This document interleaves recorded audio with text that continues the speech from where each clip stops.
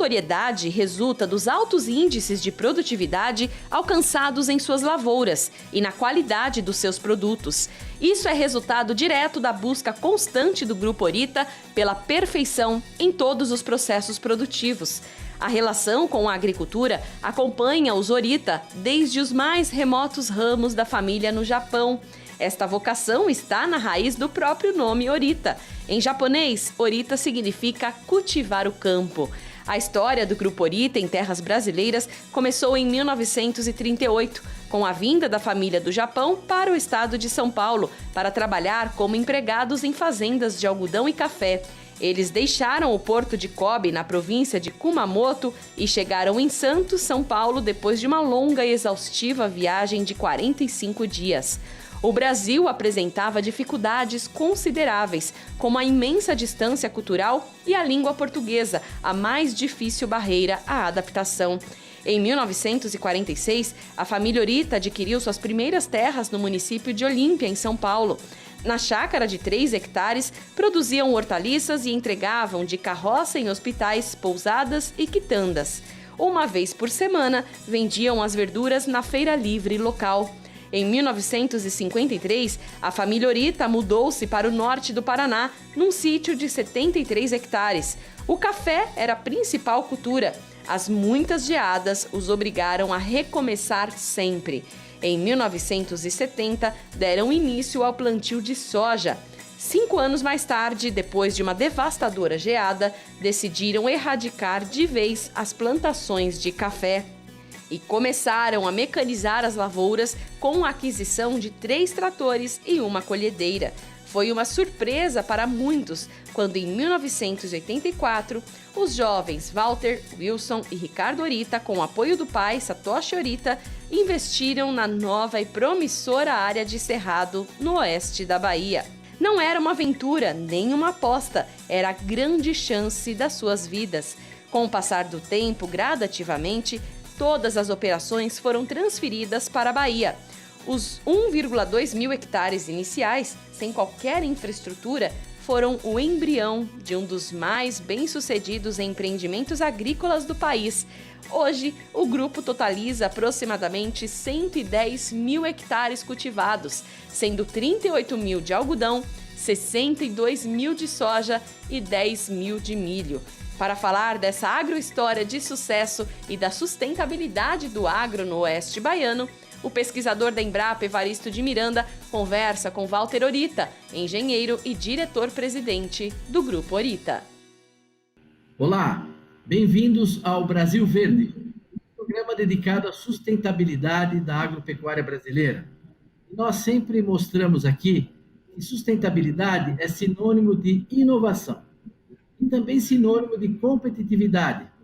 Quem está no vermelho não pode pensar no verde, você precisa ser competitivo.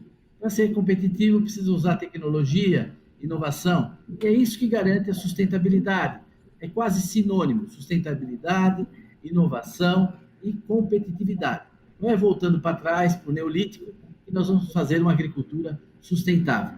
E hoje nós temos a ocasião e a honra de receber aqui o Walter Oryta, que trabalha na agricultura, que tem uma experiência extraordinária de construção de sustentabilidade, a família já pelo Brasil afora, mas ele em particular lá no oeste baiano. Bem-vindo ao Brasil Verde, Walter.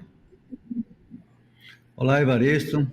Primeiramente, muito obrigado pelo seu convite. É uma satisfação muito grande para mim estar aqui contigo no seu programa Brasil Verde. Então, Walter, talvez para começar, antes da gente falar, não é, de como é que é praticar o plantio de algodão de forma sustentável, a soja, o milho, etc. Antes da gente entrar na sua experiência atual, conta um pouco para nós a sua história, né? Como é que é a história da sua família? Você não nasceu no meio do algodoal, não, né? Você tem uma história aí, a família Oryta. Conta um pouco para nós como é que foi essa história aí. Vocês já começaram grande assim na agricultura? Não. Acredito que como a maioria dos agricultores que se deslocaram da região sul do Brasil e foram procurar terras mais vastas, onde houvesse possibilidade de uma ampliação, de um desenvolvimento da agricultura, que na maioria dos casos era a raiz da atividade econômica dessas famílias que vinham do Sul. Nós começamos pequenos. A minha família, meu pai é imigrante, veio do Japão aos 12 anos, em 1938, e chegou aqui após uma longa viagem, né? Acho que foram 45 dias de viagem de navio, e veio ele com aos 12 anos, com meus avós e meus tios, que começaram a trabalhar aqui no interior de São Paulo, como empregados, né? Em fazendas de algodão e de café também. Isso em 1938, um pouco antes da eclosão da Segunda Guerra Mundial, que era exatamente o período de que havia crise, não só no Japão, também em países da Europa, e houve um fluxo migratório desses países para o Brasil nesse início do século XX. E eles vieram para cá, então, em 38, começaram a trabalhar como empregados, depois conseguiram comprar uma pequena área de 3 hectares nos entornos da cidade de Olímpia, produziram hortaliças, né, para atender o mercado local, e com algum dinheiro que eles conseguiram ganhar nesse período, já após eles ficaram de 38 até 46, trabalhando como empregado, depois começaram a trabalhar numa área própria de apenas 3 hectares, produzindo hortaliças, e depois, em 53, eles se mudaram para o norte do Paraná, compraram uma área maior um pouco, de 73 hectares, e começaram a abrir as áreas, né, limpeza de área daquelas florestas que tinha naquela região, a floresta densa, para o plantio de café. Como foi, eu acho que a ocupação do norte do Paraná também naquela época, né? E aí houve esse trabalho intenso da minha família toda na produção de café, e foram conduzindo café até o início da década de 70. Em 70 eles começaram a trabalhar com soja, e o café ele sofria muito com as questões climáticas, das geadas que acontecia lá no sul do Paraná. E em 75, você deve se lembrar, houve uma grande geada que praticamente acabou queimou todos os cafezais da região norte do Paraná, e naquela ocasião a soja estava se despontando como uma cultura muito viável, mecanizada, com menor utilização de mão de obra, né? E foi onde meu pai decidiu erradicar todos os cafezais que ele tinha, e começou de fato, a entrar na produção de grãos, soja, milho no verão e trigo no inverno, a partir de 1975. Então, foi uma história rápida, de 75 até 84, quando eles cresceram, sim, também produzindo soja e milho. Era uma época onde a remuneração para esses grãos era muito bom. E depois de 84, uma outra página da nossa história, onde nós viemos para o oeste da Bahia, justamente procurando terras extensas e terras mais baratas, onde nós pudéssemos desenvolver, crescer, né, na nossa atividade. Assim como tantos outros, como eu já disse, de uma migração das famílias com tradição agrícola do sul do Brasil, do Rio Grande do Sul, do Paraná, pouco de São Paulo, vindo para o oeste da Bahia. Como também esses mesmos agricultores dessas regiões ocuparam o Mato Grosso do Sul, Mato Grosso, Minas Gerais, Goiás. Então, foi digamos que, da região inicial de onde eles saíram, Rio Grande do Sul e Paraná, eles foram subindo gradativamente. Onde eles encontravam terras boas, já iam ficando. E a Bahia já foi, então, quase que no final. Hoje, após a Bahia, houve a nova fronteira do Piauí, do Tocantins e do Pará, né, o que a gente chama de a região Mato Piba, e o Pará também. E hoje, até já no hemisfério norte, algumas famílias produzindo grãos em Roraima também. Mas essa foi a nossa história inicial. Em 84 nós viemos para cá, compramos a primeira... Walter, quando você o Wilson e o Ricardo, seus irmãos, decidiram ir lá para a Bahia, o seu Satoshi falou, nem a pau, que negócio é esse, que ideia é essa? Ou ele apoiou? Como é que seu pai viu essa ideia? Não, não, não, muito pelo contrário. Meu pai E tinha um apoiou espírito assim vocês?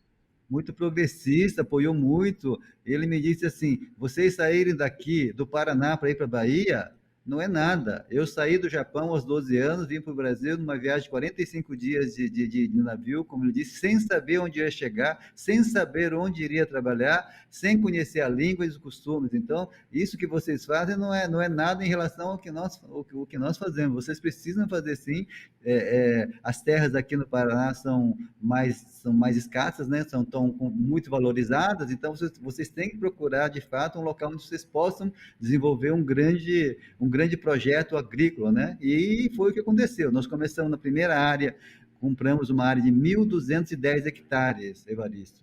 E eu posso só para fazer um comparativo, isso era equivalente a uma área, inclusive esse investimento inicial que nós fizemos aqui, meu pai se desfez de uma área de 10 alqueires, ou seja, 24,2 hectares lá no Paraná, para comprar uma área de 1.210. A relação era de 1 para 50, 1 hectare do Paraná em produção, eu consegui comprar aqui 500 alqueires, né? De um alqueire lá, consegui 500 alqueires aqui, que é o equivalente a 1.210 hectares. Essa foi a nossa primeira aquisição, em 1984. Nós plantamos no primeiro ano 135 hectares, com muita dificuldade. A maior dificuldade que eu diria seria a de conhecimento, a falta de know-how para se trabalhar com o cultivo de soja. Nós já conhecíamos a soja de lá. Até essa idade, quando eu vim à Bahia, em 84, eu tinha completei 21 anos aqui na Bahia. Estava estudando, eu fazia um curso de engenharia de produção mecânica na Escola de Engenharia de São Carlos, na USP, e acabei formando depois, mas assim, naquela ocasião eu já tinha decidido que iria seguir a atividade agrícola e abraçar a atividade agrícola como nosso principal negócio. Assim como conversado com meus irmãos, nós decidimos comprar aqui, com o apoio do seu Satoshi, como você disse, a primeira área aqui no oeste da Bahia. A dificuldade naquele tempo, a gente muito jovem, eu sempre digo que a gente tinha até uma dose de irresponsabilidade, talvez isso é necessário. A gente tinha muita fé em conseguir construir essa empresa agrícola grande, né, o que é o que nós queríamos, crescer, e também com uma certa dose de responsabilidade, que eu digo porque as coisas eram muito difíceis. Eu moro em Barreiras, essa minha primeira área ficava a 200 quilômetros da sede do município de Barreiras, onde eu tinha que fazer financiamentos bancários, utilização de cartórios, comprar os mantimentos para levar para a fazenda e para as pessoas que trabalhavam na fazenda. Então, no início era tudo dessa maneira. Você não tinha uma casa, nós ficamos algum tempo numa barraca de camping até construir as primeiras unidades para a gente, uma casa, né, para nós podermos morar nela. Então, mas isso aí eu estou contando uma história que é de todo mundo, viu, Evaristo? Não é nada da gente, não. Todos que vieram para cá nesse período passaram, a história muito parecido com isso. E meu pai sempre incentivou. Ele teve, no começo, vinha sempre para cá, incentivava, achava que tinha que fazer, né? Mas a dificuldade não era essa de infraestrutura. Nós não tínhamos, claro, comunicação, não tínhamos energia elétrica, mas o principal problema era uma falta de um material genético de soja que nos garantisse uma boa rentabilidade. Você é da Embrapa, você sabe que a Embrapa teve um papel fundamental nessa ocupação do Cerrado, com um material genético que nos desenvolviam para a gente variedades adaptadas à região que nós estávamos. E eu me lembro que naquela ocasião, a variedade que nós produzimos era tropical, que era de uma genética da Embrapa. Era uma soja rústica, ela até crescia, mas por toda essa rusticidade que ela tinha, ela produzia muito pouco. E a minha primeira produtividade, a minha primeira produção de soja aqui na Bahia, em 1984, em 135 hectares, foram de 13 sacas e meias por hectare, em 84. Né? Hoje, só para um comparativo, a gente tem lavoura de 90 até 100 sacas de soja por hectare. Claro, desenvolvimento é um conhecimento melhor da região, do clima, aprendizado na fertilização e o melhoramento genético. Eu acho que é muito importante essa adaptação de variedades de soja que aconteceu ao longo desses anos e hoje nos permite escolher uma gama de variedades de soja, né? Que a gente pode definir até na mesma fazenda, a depender do solo, a depender da fertilidade de cada talhão, você determinar a variedade que vai se comportar melhor, vai te trazer o melhor resultado naquela safra. É verdade. Agora, você sabe, Walter, que eu comecei a trabalhar na Embrapa em 1980 em Petrolina. E eu fiz Sim, um zoneamento agroecológico da soja para o Nordeste. E andei aí na região em 1980, 81, 82. E a gente foi quase apedrejado quando nós dissemos que dava para plantar soja no Nordeste. Falei, mas que é isso, imagino. zoneamento para soja no Nordeste? Não, mas essa região dá. A gente.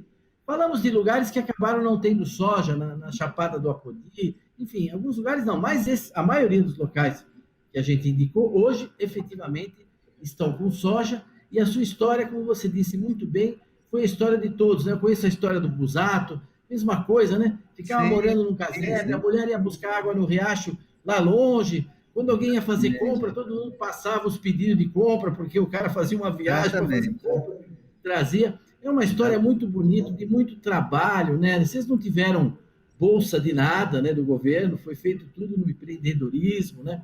E hoje, atualmente, quer dizer, o Grupo Orita é conhecido pela alta produtividade, né?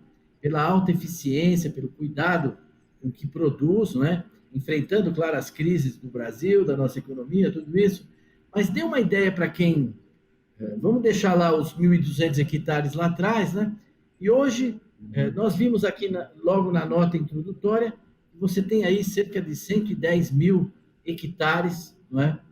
E uma parte significativa deles explorada, sobretudo com soja, mas também quase 40 mil hectares com algodão. Conta um pouco para nós qual é o perfil hoje da sua atividade aí e o que evoluiu, por que que hoje você se julga mais sustentável do que você era no passado? Eu acho que a sustentabilidade tem que passar por esses pilares, econômico, social e ambiental, né? Eu acho que não adianta você pensar só em uma coisa se você não tem outra. Eu diria que até na prioridade você tem que ter inicialmente uma sustentabilidade econômica, senão a gente não estaria aqui, né? E vamos assim, muito francamente, eu acho que talvez o primeiro foco que a gente chegou aqui numa região desconhecida, né, para quem veio do sul do sul do Paraná, do norte do Paraná, onde havia já uma agricultura relativamente estabelecida, já começando com plantio direto, já existia tecnologia, a gente conhecia isso aí. E eu tive esse contato, eu estudei sempre, mas nos meus períodos de férias, de julho e de dezembro, sempre coincidia, dezembro com o plantio de soja, milho, e julho com o plantio do trigo ou da colheita do trigo. E nós sempre acompanhamos, né, no período de férias, tanto eu quanto os meus irmãos, acompanhamos essa atividade da família do meu pai, que trabalhava com agricultura no Paraná, né? Então, a gente adquiriu tem esse conhecimento, eu acho que tem um pouquinho da essência da agricultura em cada um de nós. Eu acho que isso é muito importante. Hoje, nós começamos, como eu disse, com 1.210 hectares, nós investimos sempre, reinvestimos o resultado dessa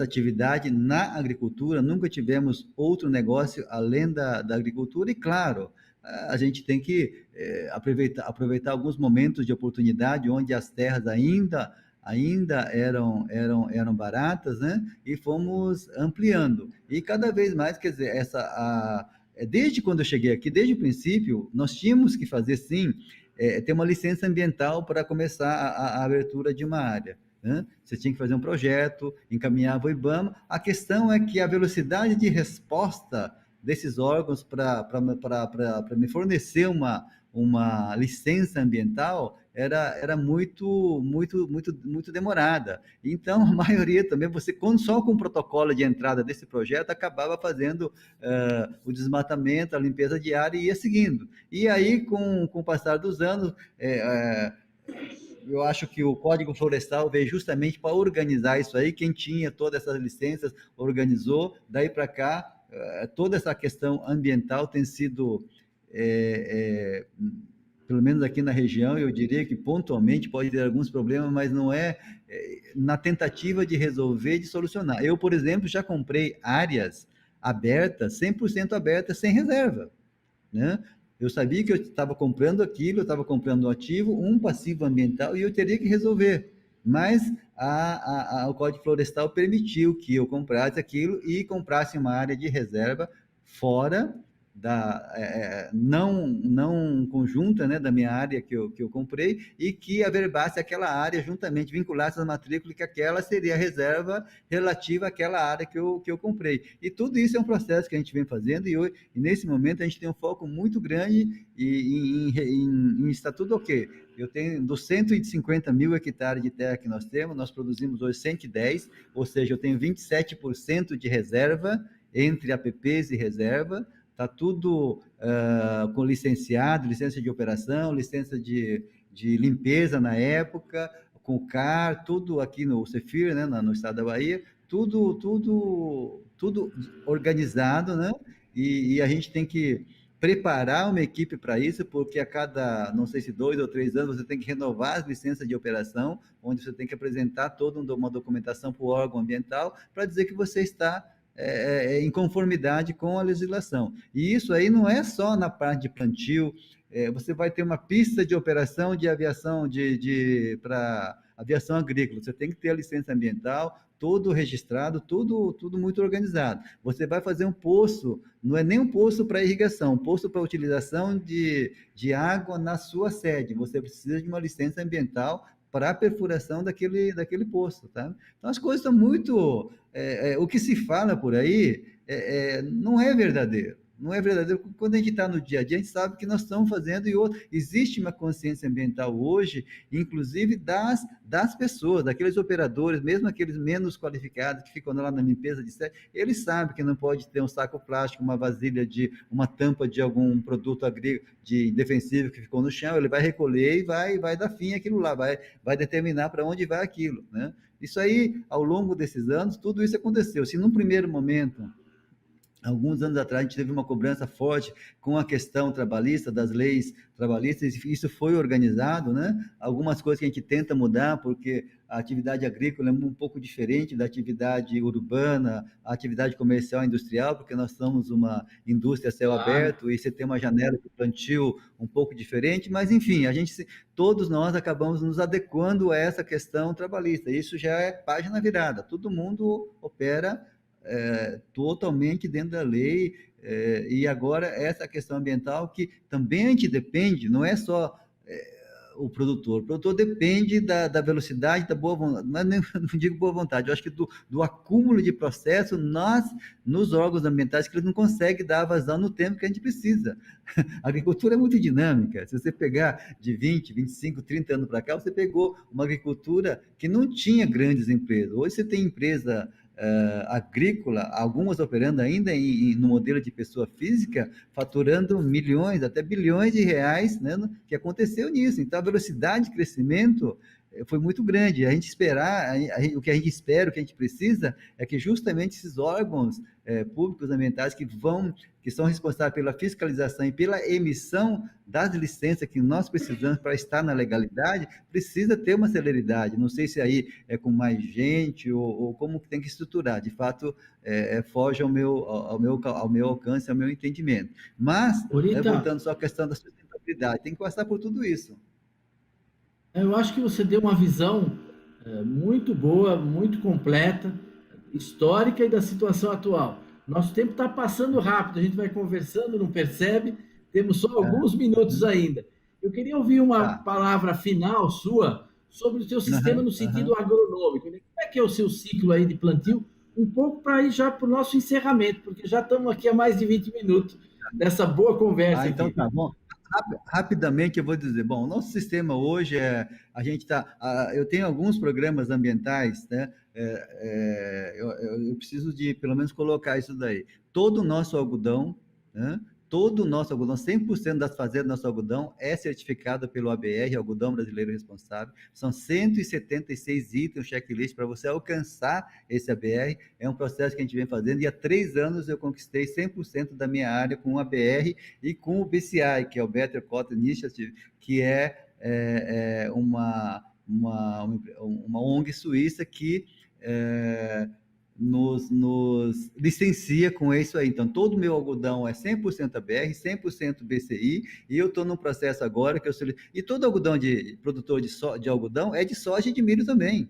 Então, o processo não é diferente. Então, para eu conseguir a licença para soja e para milho, é só replicar aquilo que eu tenho no algodão. E eu fiz isso na soja, para a próxima safra agora, essa que está plantada 21, que eu vou colher 22, 100% da nossa soja vai ter a certificação do RTRS, que é o Round Table on Responsible Soy Association, que é uma associação da Suíça também. Eu fico muito orgulhoso em ter conquistado isso aí com muita facilidade, porque o que nós fazíamos já estava dentro desse checklist que precisava, tá? Então, e um último projeto que nós começamos isso também, juntamente com a Bayer, chama-se o projeto Procarbono, com a ajuda técnica da Embrapa, que vai fazer a validação de como que num projeto de 3 anos, que tem a rotação de cultura e o modelo de produção nosso com plantio direto na palha, plantio de milho com braquiária no sistema Santa Fé e depois rodando com algodão, durante esse ciclo de 3 anos, para ver qual é o balanço de carbono.